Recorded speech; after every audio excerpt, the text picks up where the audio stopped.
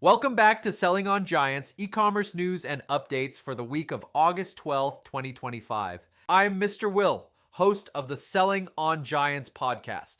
Every week, I break down what's happening across Amazon, Walmart, and the rest of the e-commerce universe so you don't have to dig through seller forums or decode platform PR. Let's get into it. Amazon now lets sellers offer Prime exclusive deals year-round. Once upon a time, Prime exclusive deals were like a seasonal delicacy. Prime Day, maybe Black Friday, and that was it. Now Amazon's letting sellers run them whenever they want. No more waiting for Amazon to bless you with a deal window. These are Prime member-only offers, and the perks are real. Homepage and deals page placement, Prime deal badges in search results, and inclusion in Amazon's targeted customer emails. For brands, this is a new lever to pull whenever inventory cycles or seasonality demand a push, not just when Amazon says so. If you're curious whether you qualify, check your eligible audiences column in your deals dashboard. And if that's not enough deal news for 1 week, Amazon's already opening the gates for its next pre-holiday feeding frenzy. Prime Big Deal Days submissions now open. Think of this as Prime Day's younger, hungrier sibling, Prime Big Deal Days. Amazon's opened submissions for the event, with an August 21st deadline to get your offers in. The dates aren't final, but historically it hits early Q4. This is where you can clear inventory, test holiday pricing, and grab early seasonal shoppers before Black Friday. Submit through your deals dashboard, target Prime members, and be ready for a high traffic event that can set your Q4 momentum. Now let's pivot from the thrill of making money to the reality of waiting to get it. Amazon clarifies how deferred transactions work. Amazon's breaking down deferred transactions, the money that sits in limbo before it hits your account. Two main culprits. First, delivery date policy, which holds funds for 7 to 14 days after delivery. Second, Amazon Business invoiced orders, where you're waiting 30-45 days for payment. You can now track these in your payments dashboard or by pulling the deferred transaction report. For sellers juggling tight cash flow, this transparency helps forecast and avoid those "why is my balance lower than expected" moments. Speaking of Amazon thinking ahead, their research team is asking a different question.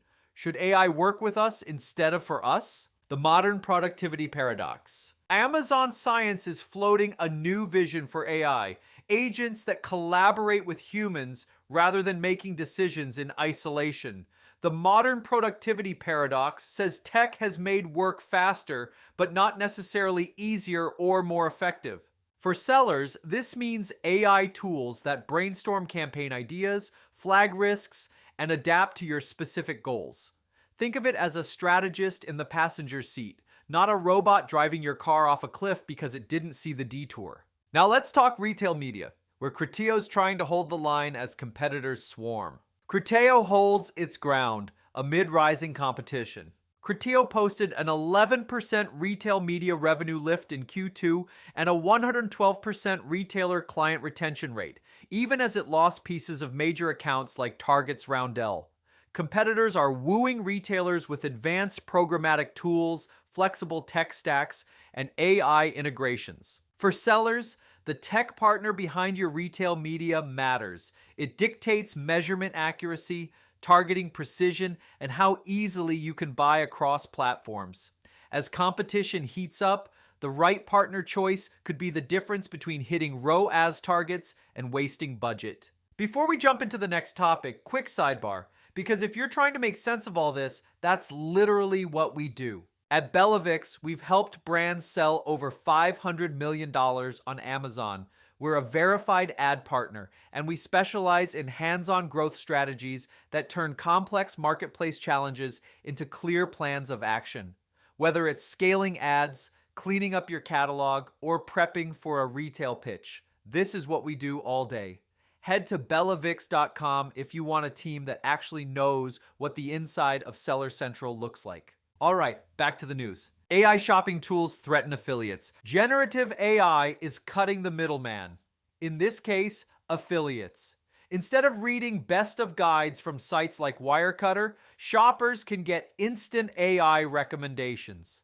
That means fewer referral clicks, less affiliate revenue, and over time, fewer content partners driving awareness for your products. Short term, you might get sales without paying commissions. Long term, less affiliate content means less organic traffic. Sellers should test hybrid commission models, invest in their own review content, and consider how to get products surfaced inside these AI tools. And if AI isn't taking your traffic, tariffs might be taking your margin. Tariffs on Chinese goods cost US consumers $12.2 billion monthly. New tariffs mean shoppers are paying an extra $47 per month on average, and many are cutting back on Temu, Shein, and even Amazon purchases. Nearly a quarter are sourcing from Canada or Mexico to dodge costs, but that window closes August 29th when the de minimis rule ends globally. For sellers, this is a window to win price-sensitive customers with tariff-free supply chains or domestic positioning. Don't assume made in USA is enough. Parts and packaging matter too. Despite the price pressure, retail numbers show shoppers are still spending strategically. Retail sales make strong comeback in July. Core retail sales jumped 1.55% month over month in July, with standout gains in sporting goods, general merchandise, and clothing. Digital products saw a massive 25% year-over-year jump. Consumers are deal-driven and pulling purchases forward ahead of tariff hikes. For e-commerce sellers, it's a signal to lean into promotions and urgency messaging through Q4. Not all platform updates are about sales. Some are about keeping your listings visible. Amazon Handmade Reclassification Update. Amazon's reclassifying handmade listings into standard product types to boost discoverability and multi-marketplace reach. While sales history stays intact, sales ranks will shift to standard categories, and sellers will need to fill in new attributes. Some sellers are finding products reclassified without warning, so check your listing quality dashboard proactively, especially before peak season.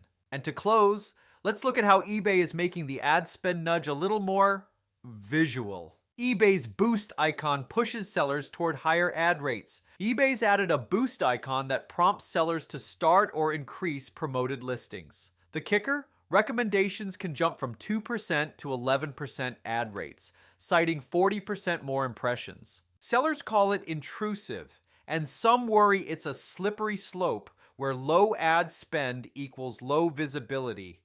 It's another sign that in marketplace selling, paid visibility is becoming table stakes. That's your Selling on Giants news and updates for the week. We covered year-round Prime exclusive deals, Prime big deal days, deferred transaction tracking, AI's collaborative future, Criteo's retail media fight, affiliate disruption, tariff impacts, July's retail rebound, handmade reclassification, and eBay's ad push. If this saved you hours of forum scrolls and internal Slack debates, leave a review wherever you're tuning in. It helps us keep the lights on and bring in even better guests down the road. I'm Mr. Will, host of the Selling on Giants podcast. See you next week.